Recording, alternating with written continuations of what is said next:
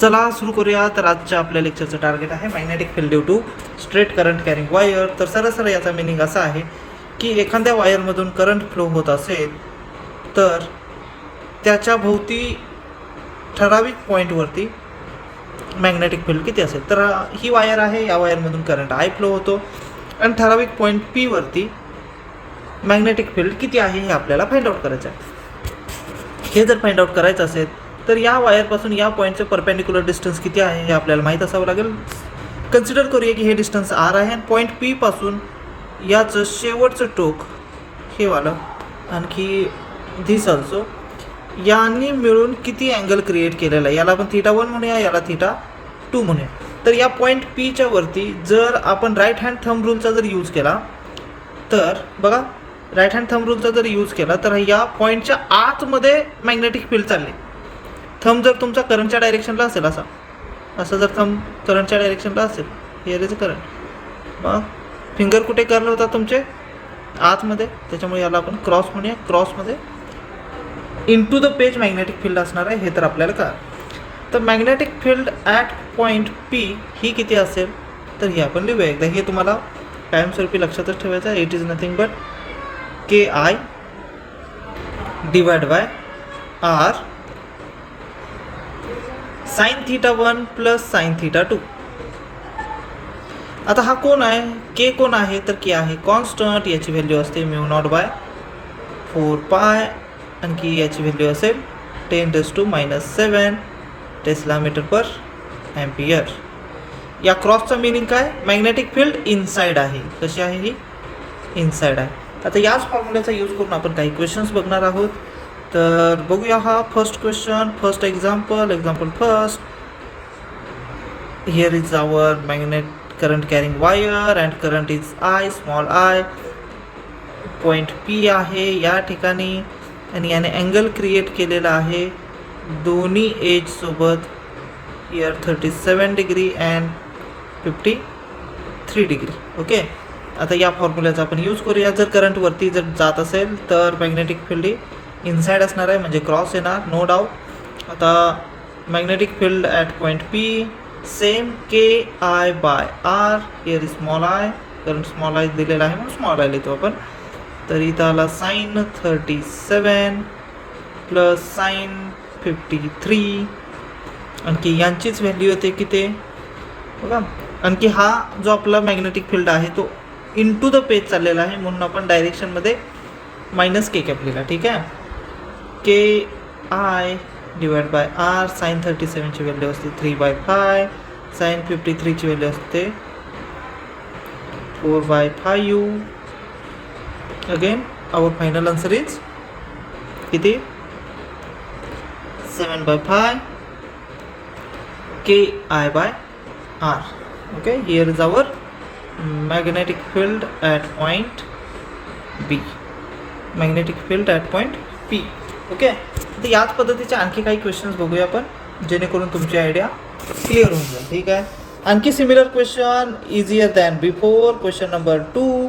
Here is our current carrying wire. Current is I and here is point P which makes angle 45 degree. Again here also 45 degree. And now we have to calculate the magnetic field at point P.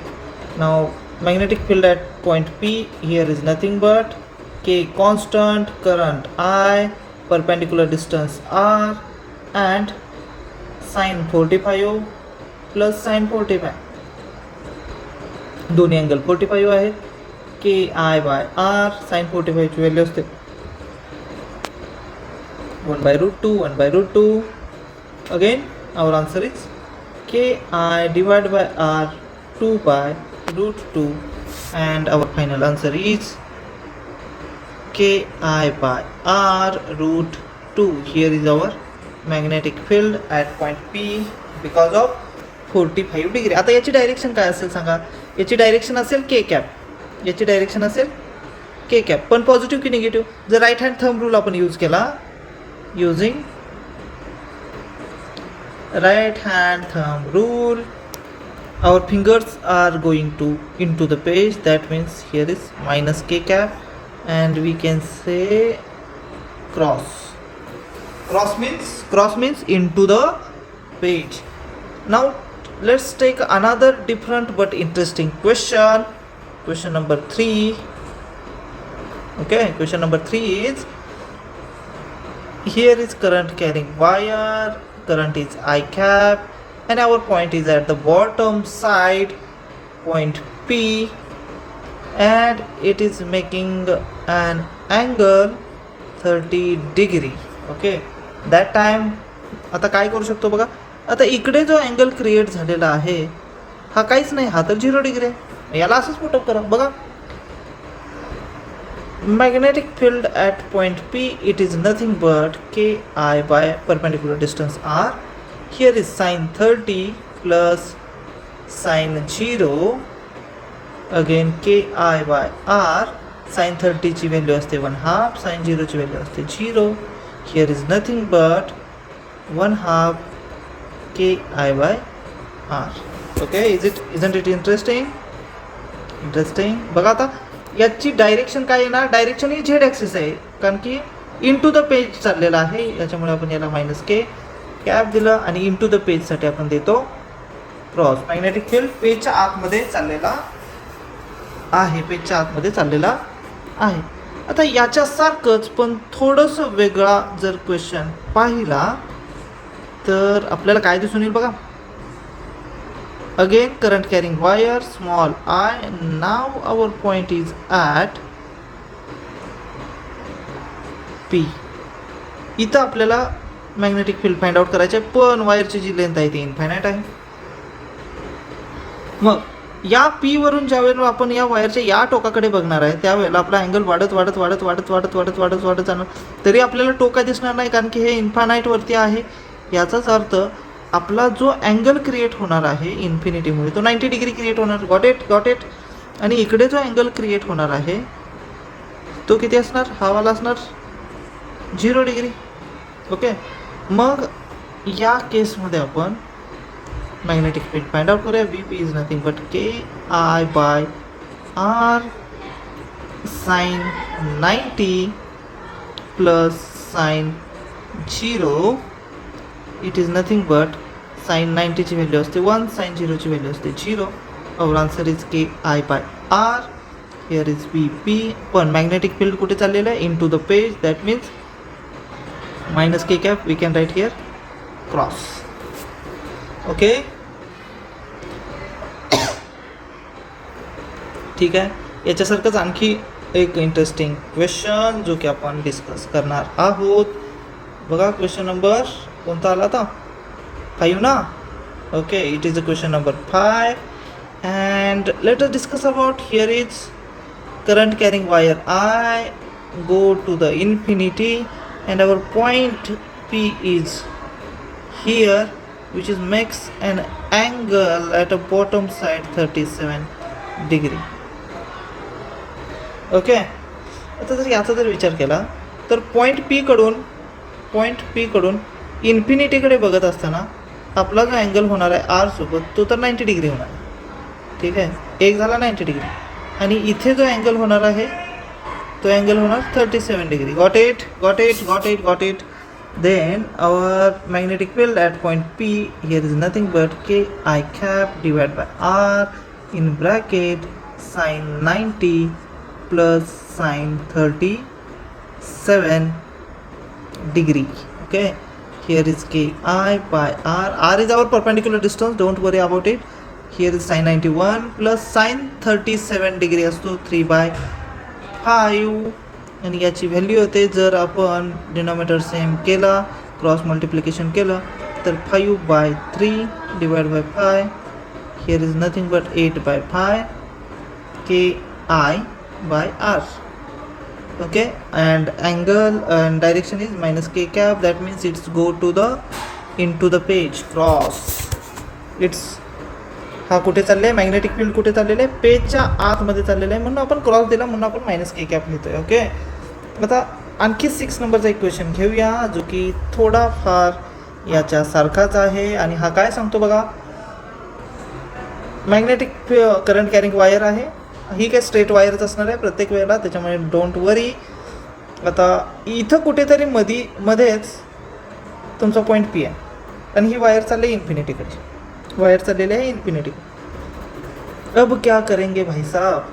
आता जर आपण मध्येच कुठेतरी असतो आणि आपण एका point P वरती आहे आणि वायरची लेंथ जी आहे ती इन्फायनाईट आहे, वरतीही बघत असताना आपल्या हा जर आर असेल, आर सोबत आपण 90 डिग्रीज करणार आहे आणि डाऊनवर्ड साईडही बघत असताना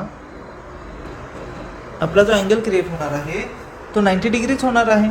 दोन्ही केसचा जर विचार केला तर बघा, magnetic field at B here is nothing but K I divide by R. Here is sine 90 plus sine 90 again. Here is K I by R. Value is 1 plus 1. It is nothing but 2ki by r.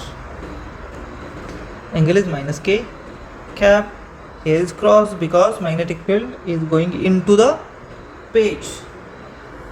ठीक आहे sir, हे प्रत्येक वेळेला आपला point जो होता तो perpendicular डिस्टन्सवरती होता, पण जर चुकून कधी असं झालं की जर आपला जो पॉईंट आहे तो करंटच्या लाईनमध्येच असेल तर उस वक्त क्या करेंगे. तर बघा बाळांनो, या वेळेला परपेंडिक्युलर डिस्टन्स जर पाहिलं आणि त्याच्यासोबत जो अँगल क्रिएट झालेला आहे तो जर पाहिला तर हा थीटा 0 डिग्री होतोय, बरोबर आहे ना. दोन्ही थीटा 0 डिग्री होतात, दोन्ही कोणताही कन्सिडर करा, दोन्ही थीटा 0 डिग्री झाले. आता या पॉईंटला क्यू पॉईंट म्हटलं तर क्यू पासून सुद्धा थीटा किती होते तर 0 डिग्री होते. Magnetic field at point P K I by R. आणखी साइन 0 हा 0 असतो, त्याच्यामुळे याची व्हॅल्यू आली 0. Here another B Q, it is nothing but K I by R. Again 0, it is nothing but 0. लक्षात आलं. पुढे जाऊया आपण क्वेश्चन नंबर 7 कडे की 8 कडे. 8 कडे, क्वेश्चन नंबर 8 कडे जाणार आहोत आपण. आता क्वेश्चन नंबर 8 काय सांगतो बघू. क्वेश्चन नंबर 8 सांगतो की तुमची जी वायर आहे सर, ती करंट कॅरिंग वायर च्या पॉईंट पी वरती आणि पॉईंट क्यू वरती तुम्हाला फाइंड आउट करायची आहे मॅग्नेटिक फील्ड. ओके, आणि सोबतच डायरेक्शनही दाखवायची आहे कशी मॅग्नेटिक फील्ड जाईल. बघा, मॅग्नेटिक फील्ड जर याच्यामध्ये राईट हँड थंब रूल इस्तेमाल केला आपण तर अशा पद्धतीने काय होणार आहे, फिंगर सारे आतमध्ये कर्ल होणार आहेत. याचा अर्थ काय, या पॉईंटच्या आतमध्ये फील्ड जाणार आहे, म्हणजे इथं आला क्रॉस. या पॉईंटपासून फील्ड बाहेर येणार आहे, याला पण असं लिहू शकतो. इथून फील्ड बाहेर येणार, याच्या आतमध्ये फील्ड जाणार आणि डॅश डॅश डॅश. ओके, पण या पॉईंट हा जो पॉईंट आहे परपेंडिक्युलर डिस्टन्सपासून इथं जो थीटा क्रिएट होतो हा 0 डिग्री क्रिएट होतो. That means magnetic field at point P here is 0 and here also theta is 0 degree. That's why magnetic field at point Q also 0. Okay. एक गोष्ट आपल्या काय लक्षात आली की जर वायरच्या लाईनवरती पॉईंट आला तर त्या ठिकाणी मॅग्नेटिक फील्ड होते 0. ओके, या गोष्टी तुम्ही लक्षात ठेवायच्या आहेत. साधे साधे काही क्वेश्चन्स घेतले होते, याच्याविषयी तुम्हाला समजलं असेल. ओके, जर आवडलं तर लाईक करा, शेअर करा, सबस्क्राईब. Okay, thank you.